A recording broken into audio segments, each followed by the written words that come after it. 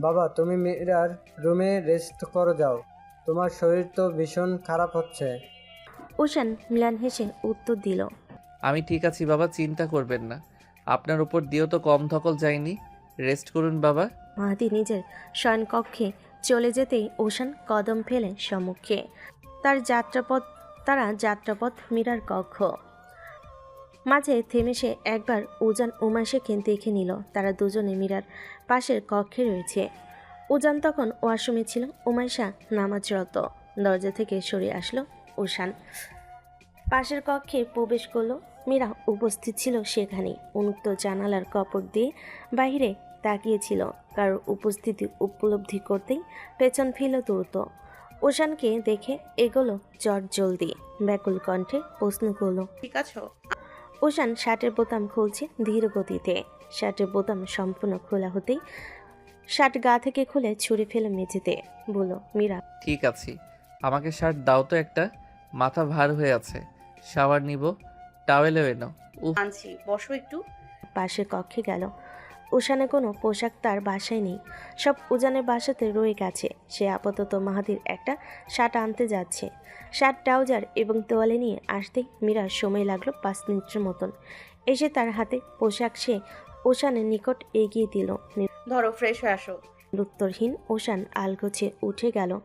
নিষ্পরব নেত্রে উষানকে আর চোখে দেখল মীরা। একদিনে কেমন শুকিয়ে কাঠ হয়ে গেছে ছেলেটা। মুখশ্রীতে লেপ্টে রয়েছে রাজ্যের ক্লান্তি। তবুও বুঝতে দিতে সে নারাজ, তার অন্তঃস্থলে হাল। মীরা জানে উষানের অন্তরালে দুমড়ে মুচড়ে পিষে যাওয়া অনুভূতিগুলো সম্পর্কে মীরা জ্ঞান রাখে। এই পৃথিবীতে সেই হয়তো একমাত্র উষানকে এতটা বুঝতে পারে, প্রতি মুহূর্তে ঠাউর করতে পারে উষানের মনো অবস্থা। কিছু সময় যদি বোঝা দুষ্কর হয়ে পড়ে বইকি। 10 মিনিটের মতো সময় লাগলো উষানের শাওয়ার নিতে। বেরোতেই তার দৃষ্টি পড়ল সোফায় বসে থাকা তারই অপেক্ষারত মানবীকে। মীরার হাতে খাবার প্লেট। সে উষানকে ডাক দিল, এখানে এসো। কাল থেকে কিছু খাওনি। হাতের তোয়ালে পুনরায় মেঝেতে ছুঁড়ে ফেলে দিল উষান। চেহারায় ফুটে উঠল বিরক্তিভাব। মুখশ্রী বেশ বাজেভাবে কুঁচকে নিয়ে বলল, মীরা, খাবো না এখন। আমার ভালো লাগছে না এখন। ঘুমাবো, প্লিজ যাও। তুমি আসবে কিনা বলো। এই ধমকে বলা কথাগুলো শুনে উষানের অন্তগণ চমকালো বোধহয়। ভীষণ চমকালো। চমকিত ভাবটা বহির্ভাগে প্রকাশিত করল না। এগিয়ে এলো সে মীনাবাগকে। ভাব করলো এমন যেন সে মীরার উপর মাত্রা অতিরিক্ত বিরক্ত। হা করো। উষান খাবার মুখে নিল। খাদ্যকণা চিবুতে চিবুতে শুধালো, জ্বালাচ্ছ আজকাল খুব বেশি। মীরা প্রত্যুত্তর করল না। সে ভাত মেখে একের পর এক ভাতের তলা উষানের মুখে পাচার করছে অতি মনোযোগ সহকারে। খাওয়ার সময় আশেপাশে তাকালো উষান, কাউকে খুঁজছে। কাঙ্ক্ষিত ব্যক্তিকে না পেয়ে জিজ্ঞেস করলো, মায়ান, টুইঙ্কেল কোথায়? শেষের ভাতের দলা উষানের মুখে পুরি দিয়ে মীরা জবাব দিল, রুহির সাথে বাইরে গিয়েছে ধানমন্ডি। রুহির মামার বাসায় বেড়াতে গিয়েছে। কতদিন থাকবে? কতদিন ওদের দেখা হয় না? আমায় কালকেই ফিরতে হবে। মীরা থমকালো। থমথমে হলো তার মুখশ্রী। নিষ্প্রাণ কণ্ঠে এসে প্রশ্ন করে বসল, কালি? হ্যাঁ। ছুটি নেই? তুমি তো এখনো অসুস্থ। নেই। অসুস্থতা আমাদের জন্য কিছুই না। আমার পেশা ভুলে যাচ্ছ? গুরুত্বপূর্ণ কাজ আছে। আজই থাকতে পারতাম না, স্যারকে বলে কোনো মতে ম্যানেজ করেছি। মীরার বিমূর্ত চাহনি দেখে উষান ক্ষিপ্ত হলো। এত ইমোশনাল মন খারাপ কেন করবে মেয়েটা, কেন? এভাবে বসে না থেকে দ্রুত হাত ধুয়ে আমার কাছে এসো, জলদি যাও। মীরা ফিরে আসতেই দেখল উষান বিছানায় শুয়ে আছে টান টান হয়ে। দৃষ্টি উপরে সিলিং ফ্যানের মাঝে নিবদ্ধতার পর্দা টানানো থাকায় পুরো কক্ষ অন্ধকার প্রায়। বাহিরের রোদের তেজ নেই আজ। মেঘলাটে অম্বর, ফিনফিনে গগন। আধারের মাঝে মীরা স্পষ্টত দেখল উষানের চক্ষুদয় কোণে বহাল জল। দাঁড়িয়ে আছো কেন? এদিকে এসো। লম্বা কদম ফেলে মীরা এগোলো। উষানের অনুমতি না নিয়ে উষানের বক্ষস্থনের মাঝ বরাবর মাথা রেখে শুয়ে পড়ল। অতঃপর চলল গা হিম করা ভয়ঙ্কর মৌনতা। তার চুপটি করে না থাকতে পেরে মীরা বলে উঠল, তোমার কষ্ট হচ্ছে না আঙ্কেল? উষান উত্তর দিল 2-3 সেকেন্ডের পর, কেন কষ্ট হবে? মৃত্যুতে হচ্ছে। তোমাকে দেখে মনে হচ্ছে না, আর বাকি দিনের মতোই স্বাভাবিক লাগছে। ওশান দীর্ঘশ্বাস ফেলল, বলল, কষ্ট পেলে ভেতরে পেতে হয়, কাউকে দেখিয়ে পেতে হবে তার কোনো মানে আছে? নিজের কষ্ট অন্যকে দেখানো মানেই বোকামি। মানুষ বোকা ভাববে। সবসময় স্ট্রং থাকা উচিত। আমি যদি এখন মলিন হয়ে থাকতাম তাহলে আপু উজানকে কে সামাল দিত? আর তুমি বা ঠিক থাকতে? কেঁদে কেটে অজ্ঞান হয়ে যেতে দেখা যেত। এখন কথা না, ঘুমাও। মীরার খুব করে বলতে ইচ্ছে হলো, দাদা, তুমি আমায় একটু ধরে কান্না করো তো। নিজের বুকে জমে থাকা সকল কষ্ট দুঃখ আমার মাঝে ফেলে দাও। আমি তোমার কষ্ট দুঃখ নিজের মাঝে নিয়ে তা সুখে পরিণত করে তোমায় ফেরত দিব। বলা হলো না। মীরা যে এদিকটাই দুর্বল। ওশানকে কাঁদতে দেখলে সে নিশ্চিত শ্বাস রুখে মরে যাবে। ছেলেটার কান্না যে ভয়ঙ্কর। বুকে কাঁপুনি ধরিয়ে দেয়। বিকালবেলা ওশান মীরাকে ঘুমন্ত অবস্থাতেই রেখে বাহিরে এসেছে। তার গন্তব্যস্থল কবরস্থান। বনানীর এখানকার কবরস্থানে আইমান, সিয়া এবং এরিককে কবর দেওয়ার ব্যবস্থা করেছিল ওশান। এরিক, সিয়া নাম দুটো ওশানের কাছে দীর্ঘশ্বাস ছাড়া নাম। এই দুজন ব্যক্তি যতই তার জীবনে ক্ষতি করার চেষ্টা করুক না কেন, এই দুজন ব্যক্তি তার খুব পছন্দের। প্রথমত সিয়া, যে অতি অল্প সময়ে তার ছোট বোনের জায়গা নিয়েছে। উশানের ছোট থেকেই একটা ছোট বোনের বিশাল আবদার ছিল। আবদার তার পূরণ হয়নি। সিয়া যখন তার জীবনে আসলো, সে যখন সিয়ার লাইফ স্টোরি রিসার্চ করলো, ঠিক তখন সিয়ার প্রতি উপচে পড়া রাগ তার গলে জলে পরিণত হয়েছে। তার খারাপ লেগেছে, লাগছে এবং ভবিষ্যতও লাগবে সিয়ার জন্য। মেয়েটা ঠিক কতটা কষ্ট করেছে, কত কষ্ট পেয়েছি জীবনে, তা বলার নয় একেবারেই। ওশানের আক্ষেপ হয়, আল্লাহ তাআলা কি এই মেয়েটাকে একটু সুখ দিতে পারতেন না? অতঃপর ওশান বাস্তবতা ঘাটল। বাস্তবে কতজনই বা অতি দুঃখমাখা সময় পার করার পর সুখ পায়? কতজন? হাজারে হয়তো খুবই অল্প সংখ্যক। বাস্তবতা তো এই যে যার ভাগ্যে যা রয়েছে সে ততটুকুই পাবে এবং ততটুকুই ভোগ করবে। দ্বিতীয়ত এরিক, এই ছেলেটা একটা পাগল, প্রেমিকা পাগল। তুলসীর প্রতি এরিকের ছিল অন্ধ ভালোবাসা। দিগন্তকে এরিক মারেনি, মেরেছে তুলসী। কিন্তু এরিক তার দায়ভার নিজের কাঁধে নিয়ে নিয়েছে। তুলসী চাচ্ছিল ওশানকে কষ্ট দিতে, কারণ তার মত অনুসারে ওশানের জন্যই তার মা আজ তার সাথে নেই। ওশানকে শাস্তি দেওয়ার পায়তারা ছিল তার মনে। মীরাকে সে খুন করতে চায় প্রতিহিংসার কবলে পড়ে। ওশান কাউকে নিয়ে সুখে থাকুক তা তুলসী চায়নি। তুলসী প্রতিটি পদক্ষেপে এরিক ঠিক কীভাবে এবং কেন সায় দিল তা ধোঁয়াশা। শুধু কি ভালোবাসার টানে? ওশানের তো তা মনে হয় না। তবে সে এটুকু নিশ্চিত যে এরিক নির্দোষ, সম্পূর্ণ নির্দোষ। ওশান, আইমান, সিয়া এবং এরিকের কবরে ফুল গাছের চারা রোপণ করে মোনাজাত করলো। তার এখন বাড়ি ফেরার ইচ্ছে নেই। কর্মস্থলে ফিরে যাবে বলে মন স্থির করলো। এই ভীষণ মন খারাপ নিয়ে মীরার সামনে গেলে মীরা বেশ আহত হবে, কষ্ট পাবে, ক্ষত বিক্ষত হবে। এখন তার সময় প্রয়োজন নিজেকে গুছিয়ে নেওয়ার এবং বাকিদেরকে সুখী রাখার দায়িত্ব বুঝে নেওয়ার। মীরা ফোনে ছোট্ট একটা মেসেজ পাঠিয়ে ওশান বাইক নিয়ে ছুটল নিজের গন্তব্যস্থলে। তার যাত্রাপথ এখন এক মানসিক হাসপাতালে, যেখানে সিয়ার বাবাকে রাখা হয়েছে। সিয়ার বাবা মানসিকভাবে অসুস্থ। রাহুনুমার শারীরিক এবং মানসিক যন্ত্রণার ফলে তার আজ এই বিধ্বস্ত অবস্থা। তবে ডাক্তারের দেওয়া আশ্বাস তিনি দ্রুতই সুস্থ হয়ে উঠবেন। মীরা সকাল থেকে তোড়জোড় শুরু করেছে। আজ প্রায় 6.5 মাস পর ওশান ফিরছে 5 দিনের ছুটি নিয়ে। প্রায় 6 মাস আগে আইমানের মৃত্যুর পরের দিন সে ওশান তারা কর্মস্থলে গিয়েছিল আর ফিরে আসেনি। মীরা এর পরিপ্রেক্ষিতে কিছুই বলেনি ওশানকে। এই 6 মাসে তাদের কথা হয়নি ঠিক মতো। মীরা প্রায়শই ফোন করত, ওশান ধরতো না। 1 সপ্তাহ কিংবা 2 সপ্তাহ পর নিজে থেকে কল করে 1 মিনিট কথা বলে রেখে দিত। ওশানের আচানক এই অবহেলা, দূরে দূরে থাকাটা মীরার জন্য প্রথমত কষ্টসাধ্যকর ব্যাপার ছিল ব্যাপক।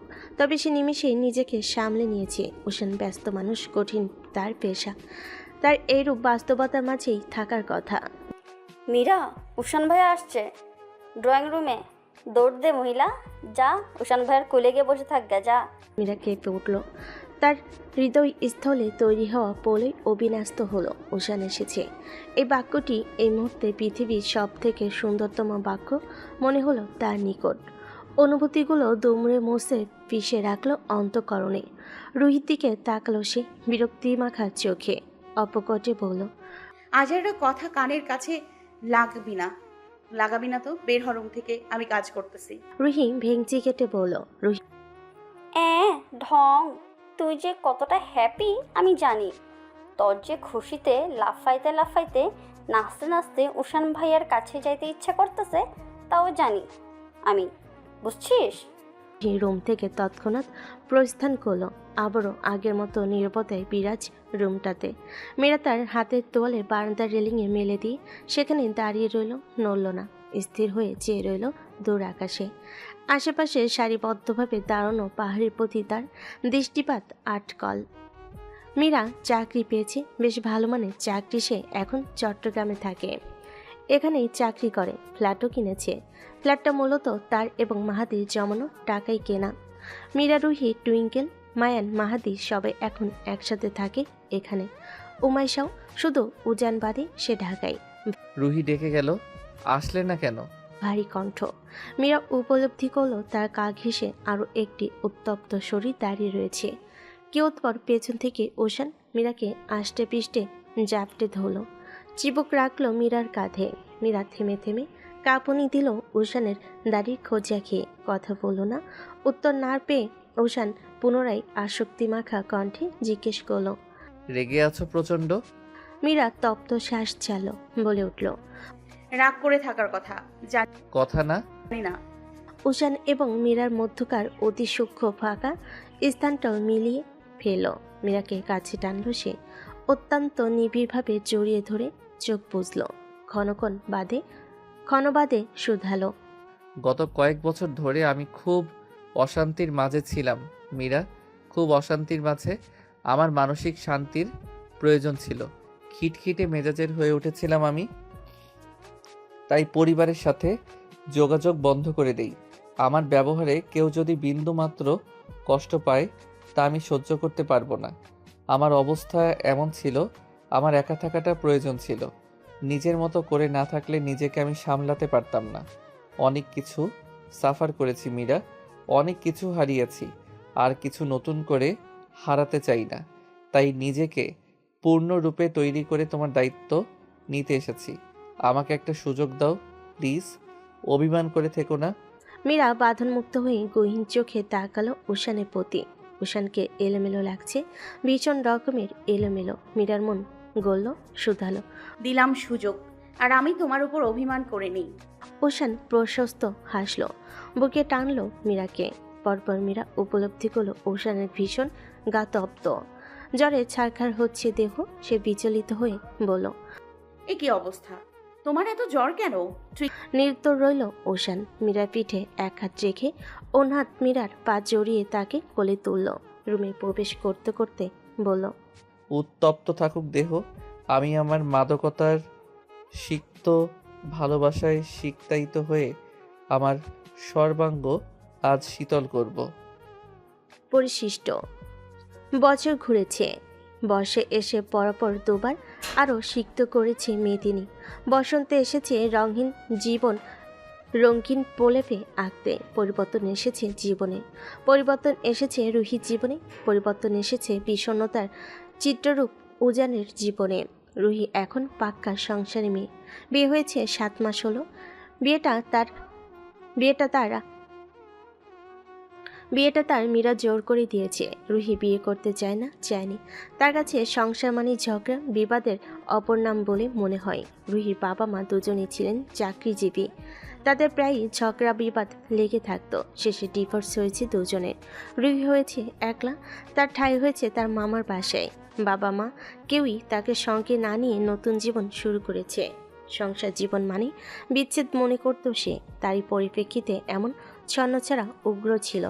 ছেলেদের সাথে ক্ষণিকের জন্য রিলেশনে জড়িয়ে সময় ব্যয় করত। আজ মীরা এবং ওশানের ৫ম বিবাহ বার্ষিকীতে প্রতি বছর মীরা ওশান এতিমখানায় যায়। এই এতিমখানায় ওশানের প্রতি বাবা তার এবং উজানের জন্য যা সম্পদ রেখে গিয়েছিল তা দিয়ে ওশান দুটি এতিমখানা, একটি বৃদ্ধাশ্রম এবং একটি মসজিদ তৈরি করেছে বাবা মায়ের নামে। উষান, তারাকে দেখেছিস? তীব্র চারপাশে উকিঝুঁকি দিচ্ছিল, চিন্তিত শোনালো তার কণ্ঠ। ওশান ল্যাপটপ থেকে দৃষ্টি সরিয়ে তাকালো সামনে। তীব্র তখন সোফার নিচে, কলমদানির ভেতর, বিছানার নিচে, গ্লাসের ভেতর নিজের 2 বছরের কন্যাকে সন্ধান করছিল।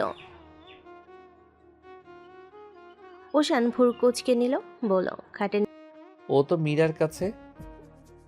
খাটের নিচে উকিঝুঁকি দেওয়া থেকে বিরতি নিয়ে তীব্র উঠে বসলো। বিরক্তি নিয়ে বলল, তো আগে বলবি না শালা? আমি ওকে খুঁজতে খুঁজতে মরতেছি। ও কি কোনো ইঁদুর, বিড়াল? ওকে তুই এসব জায়গায় খুঁজিস কেন, ইডিয়েট? তীব্র আমতা আমতা করে চুপ রইল। তার জীবনে আসার পর থেকে সে আসলে উদ্ভট হয়ে গেছে, ভীষণ উদ্ভট। তীব্র বিয়ে হয়েছে 3 বছর তার ভার্সিটি লাইফের ক্লাসমেটের সাথে। উজান বিয়ে করেনি, সে বিয়ে বিদ্বেষী হয়েছে। ওশান হাজার বলল তাকে তার সিদ্ধান্ত হতে নড়াচড়া করাতে পারেনি। রুহির বিয়ে হয়েছে তার মামা মামির পছন্দের। বিকেলের দিকে এতিমখানার উদ্দেশ্যে বের হলো সবাই। আজ তার জন্মদিন, তারপর মীরা এবং ওশানের বিবাহ বার্ষিকী, দুটোই সেলিব্রেট করা হবে এখানে। গাড়ির ফ্রন্ট সিটে বসেছে মীরা, ওশান। তাদের পিছে টুইঙ্কেল, মায়ান এবং তারা বসে আছে। টুইঙ্কেল মায়ানের এখন অবধি বর্ণাবনী হয়নি। তারা প্রতি মুহূর্তে ঝগড়া করতে থাকে, এখনও করছিল। মীরা তৎক্ষণাৎ ভারী কণ্ঠে বলল, টুইঙ্কেল, মায়ান, মার খাবে দুজন। এত কিসের ঝগড়া তোমাদের? তারা বসে আছে তোমাদের সাথে। ও তোমাদের ছোট, তোমরা এমন করলে ও কি শিখবে তোমাদের থেকে? টুইঙ্কেল মায়ান একসঙ্গে বলে উঠল। তার সরি। ফেল করে তাকিয়ে আছে। টুইঙ্কেল মায়ানের বলা প্রায় বাক্যে সে কপি করে, এবারও তাই করলো। সরি। ওশান হেসে উঠল গলায় শব্দ করে। এতিমখানায় রাত পর্যন্ত থাকলো সবাই। মীরা মলিন চেহারা নিয়ে বসেছিল সর্বক্ষণ এক কোণে। পুরো সময় সে একটা ফুটফুটে বাচ্চা কোলে করে বসেছিল। বাচ্চাটা তার ভীষণ প্রিয়। 2 দিন আগে মা বাবা হারিয়েছে এই বাচ্চাটা। ওর নাম ওহাস। নামটা মীরাই রেখেছে। মীরার ইচ্ছে করে ওহাসকে সঙ্গে নিয়ে যেতে, কিন্তু ওশানকে বলতে পারে না সে। তার প্রায়শই মন খারাপ থাকে। আর যদি সে মা হতে পারত, তাহলে নিশ্চয়ই ওহাসের মতো তার একটা ফুটফুটে বাচ্চা থাকতো। ওহাসকে একজনের কাছে রেখে ফিরে এলো মীরা। ওহাস বড্ড কান্না করছিল। মীরা পাগল সে। মীরা আসলে তার কোল ছেড়ে নামতেই চায় না। এতিমখানার বাচ্চাদের মাঝে নতুন কাপড় চোপড়, বই খাতা দিয়ে মীরা তখনই ফিরে আসার বায়না ধরল। রাত তখন 12টা হবে। ওশান বাসায় নেই। মীরা জানে না সে কোথায়, বলে যায়নি লোকটা। কর্মস্থলে তো যাওয়ার কথা না। কয়েকদিন হলো সে এসেছে, 5 মাস পর। 7 দিনের ছুটি নিয়ে এসেছে। পার হয়েছে মাত্র 2 দিন। এত রাতে গেল কোথায় ওশান? রুমে অস্থির হয়ে পায়চারি করছিল মীরা। ওশান তার কল ধরছে না। আশ্চর্য, ওশান তো কখনো এমন করে না। কিয়ৎক্ষণ পর বাচ্চার কান্নার শব্দ প্রতিফলিত হলো তার কর্ণে। ওহাসের কান্না। মীরা তা ভালো করে জানে। মীরা এক প্রকার ছুটে বের হলো রুম থেকে। ওহাসকে দেখতে পেল ড্রয়িং রুমে সোফায় উপর হয়ে শুয়ে কাঁদছে। ওহাসকে কোলে তুলে কান্না থামাতে ব্যস্ত হলো সে। বিড়বিড়িয়ে বলল, উষান কেন এখানে? আমি এনেছি। মীরা পেছনে তাকালো। উষান দরজা দিয়ে তখন মাত্র ঢুকছে। এসে সে বসলো সোফায় সশব্দে, শুধালো, তুমি যে প্রতি রাতে ওর জন্য কান্নাকাটি করো তা আমার ভালো করেই জানা আছে মীরা। এভাবে কান্না না করে আমাকে বললেই পারতে। Let it be. উহাসকে পার্মানেন্ট আমাদের সাথে থাকার ব্যবস্থা করেই এনেছি। মীরা স্তব্ধ, চোখ মুখে তার রুষ্টচিত্র। সে জাপটে ধরল ওশানকে। কেঁদে উঠল পরপর। ওশান গহীন চোখে তাকিয়ে বলল, কান্না বন্ধ করো মীরা। উহাসের কান্নার গতি বাড়ছে এতে। ছেলেটা অল্প কয়েকদিনেই তুমি পাগল হয়ে গিয়েছে। ওকে আমার ফ্যান বানাতে হবে। আমার ছেলে হবে আমি পাগল, বুঝেছো? সুতি রাত। মীরা ঘুমাচ্ছে। ওহাস ওশানের বুকে। ওশান নির্ঘুম চোখে দেখছে দুজনকে। কত সুন্দর লাগছে দুজনকে একসাথে। গোপনে দীর্ঘশ্বাস ফেল সে। বিড়বিড়িয়ে বলল, মাহদি আঙ্কেলের দ্বিতীয় বিয়ের ব্যাপারটা তোমার থেকে লুকিয়ে গেলাম মীরা, আমায় মাফ করে দিও। আমি চাই না আঙ্কেল শেষ বয়সে এসে মেয়ের ঘৃণা পাক। ওয়াস মীরার ললাটে টুপ করে চুমু খেলো সে। মীরা কেঁপে উঠে উষানকে আরেকটু শক্ত করে জড়িয়ে ধরল। উষান হাসে, মৃদু আনমনে বলে, তুমি আমার মাদকতা, আমার প্রাণলতা মীরা, আমার অতি কাছের মানুষ, আমার শুদ্ধতম শ্রেষ্ঠ হৃদয়েশ্বরী।